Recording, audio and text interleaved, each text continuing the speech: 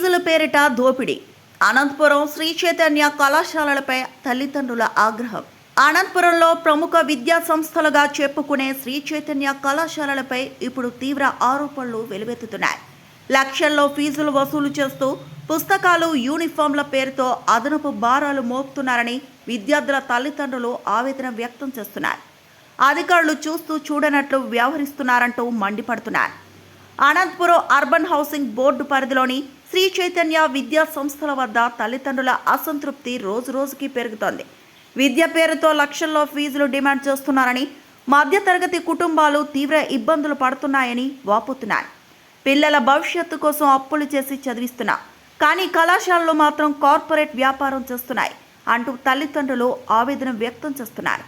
విద్యను వ్యాపారంగా మార్చిన కార్పొరేట్ కళాశాలలపై ప్రభుత్వం చర్యలు తీసుకుంటుందా లేదా, తల్లిదండ్రుల బాధలు ఇలాగే కొనసాగుతాయా అనేది ఇప్పుడు హాట్ టాపిక్ గా మారింది.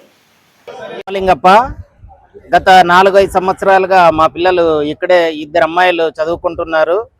పెద్ద అమ్మాయి మొన్న 10th అయిపోయింది, బయటికి పోయింది. చిన్న అమ్మాయి 9th క్లాస్ చదువుతుంది. ఇక్కడ అరోకర వస్తువులతో వీళ్ళు ఈ వ్యవస్థను నడుపుతున్నారు చైతన్య విద్యా సంస్థల.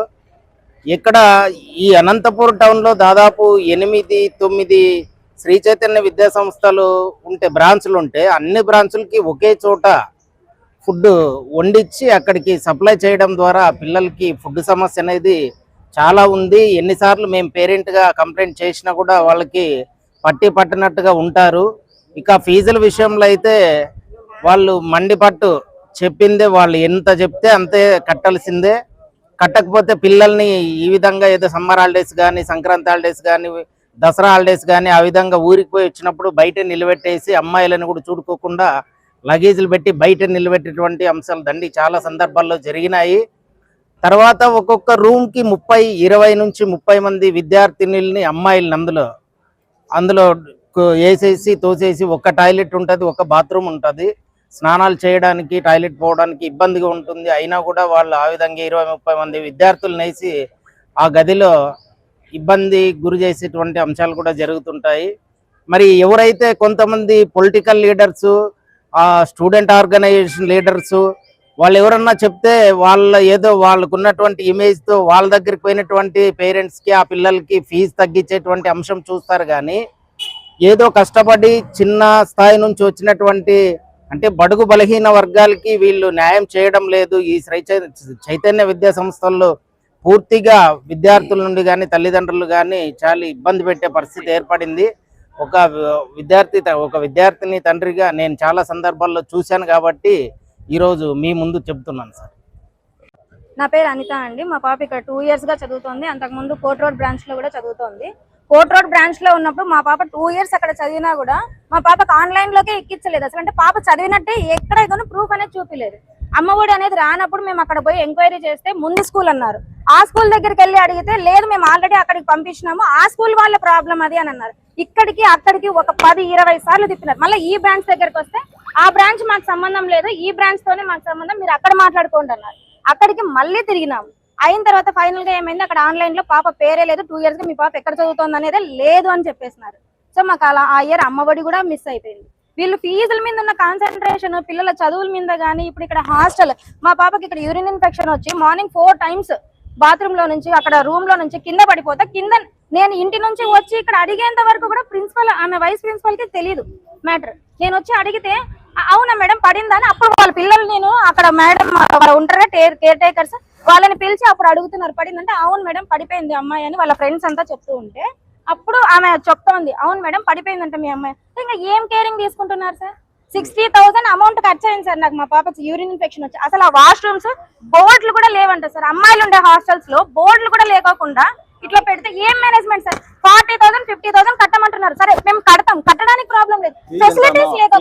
50,000 కట్టాలంట sir, only card booking. Already మా పాప ఇక్కడ చదువుతోంది, ఆల్రెడీ వాళ్ళ కార్డ్ ఒకటి అలాట్ చేసి ఉంటారు కదా సార్ లాస్ట్ ఇయర్. ఇప్పుడు మళ్ళీ ఫ్రెష్ గా కార్డ్ అలాట్ చేయడం ఏముంటుంది? ఇయర్ కి వాళ్ళు ఫస్ట్ మేము వచ్చి అడిగినప్పుడు 1,09,000 చెప్పారు సార్ టోటల్ గా. మళ్ళీ మేము వేరే వాళ్ళ ద్వారా వచ్చినప్పుడు తగ్గించినారు, 45,000 అన్నారు. అంతా అయిపోయిన తర్వాత లాస్ట్ లో పాపని హాస్టల్ నుంచి ఇంటికి తీసుకెళ్లేటప్పుడు వచ్చి ఇంకా మీద 28,000 బ్యాలెన్స్ ఉంది అంటున్నారు.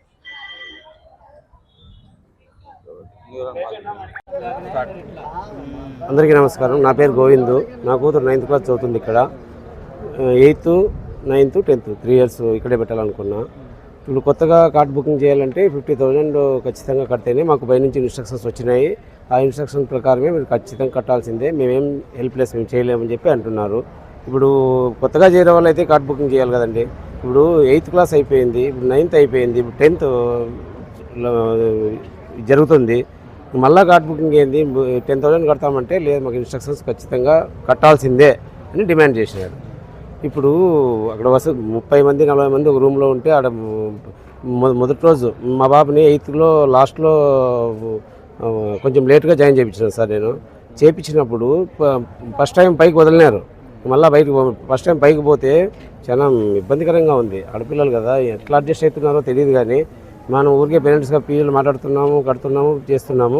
వాళ్ళు చెప్పడం లేదు, వాళ్ళకి అట్లుండే ఇన్స్ట్రక్షన్స్ పిల్లలకు కూడా చెప్పినా, అన్ని విషయాలన్నీ చెప్పినాం వాళ్ళకి. అదిగా చూస్తామండి, చేస్తామండి అంటారు. కానీ ఇయర్స్ గడిచిపోతున్నాయి కదా, పిల్లలకు కనీస వసతులు అనేది ఉండాలి కదా. ఇప్పుడు ఏదో గవర్నమెంట్ స్కూల్లో కూడా టాయిలెట్లు కడకపోతే ఖచ్చితంగా వాళ్ళపైన పనిష్మెంట్ ఉంటుంది. ఇంకట్లాది ఇక్కడ ఎట్లా ఉన్నా కూడా లక్షల ఫీజుల్లో కట్టినా కూడా ఇంత ఇబ్బందికరంగా, ఇంత వసతులు లేకోకుండా, బాత్రూములు గడియలు లేకోకుండా పిల్లలు ఎప్పుడో తెల్లవారం నుంచి బకెట్లు పట్టుకొని క్యూలో నిలబడి, ఎందుకంటే టైం అవుతుంది, నీళ్ళు సరిగా రావు, స్లోగా వస్తాయి, స్నానం చేయాలన్నా లేట్ అవుతుంది అనే కోణంలో ఎన్నో కోణాల్లో వాళ్ళు కంప్లైంట్ చెప్తున్నారు. మేము కూడా అన్నీ పట్టించుకోకుండా కొన్ని వదిలేసినా కూడా మినిమం కనీస వసతులు లేకపోతే ఇంత ఫీజులు కట్టి ఇబ్బంది కదా. ఇది ఈ స్కూల్ యాజమాన్యం అది గుర్తించమని మేము ఎన్నోసార్లు డిమాండ్ చేసినాము. అది పండగకి ఊరికి వచ్చినప్పుడల్లా ఫీజులు డిమాండ్ చేస్తున్నారు, కడుతున్నాము, పెడుతున్నాము, అన్నీ చేస్తున్నాము. కానీ వసతులు మారడం లేదు.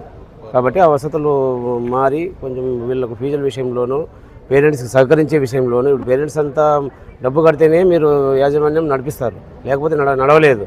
అట్లాది మీరు పేరెంట్స్కే ఇష్టం వచ్చినట్టు మాట్లాడుతున్నారు. మినిమం కనీస గౌరవం లేదు. పేరెంట్స్ మాట్లాడితే లెక్క లేదు, జమ లేదు. ఇంకెట్లా ఇప్పుడు కట్టే వాళ్ళనే మీరు అంత దరిద్రంగా చూస్తే ఎట్లా? కాబట్టి మీరు బిహేవియర్ మార్చుకోండి. మార్చుకున్న తర్వాత ఫీజుల విషయంలో కొంచెం రీజనబుల్గా పోతే ఎవరు కామెంట్ చేయరు. మీరు చదువు చెప్పే విషయంలోనే ఎవరు పెద్దగా పట్టించుకోవడంలే, కొంచెం మా పిల్లలకు రాకపోని పెద్దగా పట్టించుకోవడంలే. మేము కట్టేది కడుతున్నాము, చేస్తున్నాము. అయినా కూడా మీరు ప్రతి ఇయర్ కార్డ్ బుకింగ్ పేరు, బుక్స్ అవన్నీ జరుగుతూనే ఉన్నాయి. విపరీతంగా డ్యామేజ్ అవుతుంది. మాకు బుక్స్కి 10,000 డిమాండ్ చేశాను. నేను ఇంకా కట్టలే. ఫీజు, కార్డ్ బుకింగ్, బుక్స్ అన్నీ ఒకటేసారి అంటే ఇబ్బంది కదా. అది కూడా ఇప్పుడు 10,000 10,700 చిల్లర చెప్పారు బుక్లకు కూడా. ఇప్పుడు కార్డ్ బుకింగు, బుక్స్ అన్నీ ఒకసారి అంటే ఎట్లా? ఏ ఫాదర్కి కొంచెం ఇబ్బంది అన్ని రకాల. ఇప్పుడు కార్డ్ బుకింగ్ లేదంటే బుక్స్ కట్టేయచ్చు. అది ఇప్పుడు స్కూల్లో ఉంటారు, నెక్స్ట్ అంతా కట్టే కదా మేము బయటికి పోవాల్సింది. అప్పుడు మేము ఎవరు వదిలిపెట్టరు కదా. మధ్యలో పండుగలకు వచ్చినప్పుడల్లా కడతాము. కానీ ఇప్పుడు ఒకటేసారి కార్డ్ బుకింగ్, ఇప్పుడు మేము 50,000 కార్డ్ బుకింగ్ కట్టాలంటే ఎవరితో అవుతుంది చెప్పండి? లేకపోతే ఇబ్బంది కదా. అది ఆ కోణంలో వాళ్ళు ఆలోచన చేయడం లేదు. ఊరినే డిమాండింగే, కమాండింగ్ అంతే. అది ఎట్లయితుంది అంతా? ఇప్పుడు పేరెంట్స్ లేకపోతే జరగదు, పిల్లలు లేకపోతే మీకు జరగదు. అట్లా మీరు వాళ్ళు లెక్క చేయకోకుండా, వాళ్ళకే కనీస వసతులు లేకోకుండా ఇంత దరిద్రంగా పెడితే ఎట్లా అని అంటున్నాను.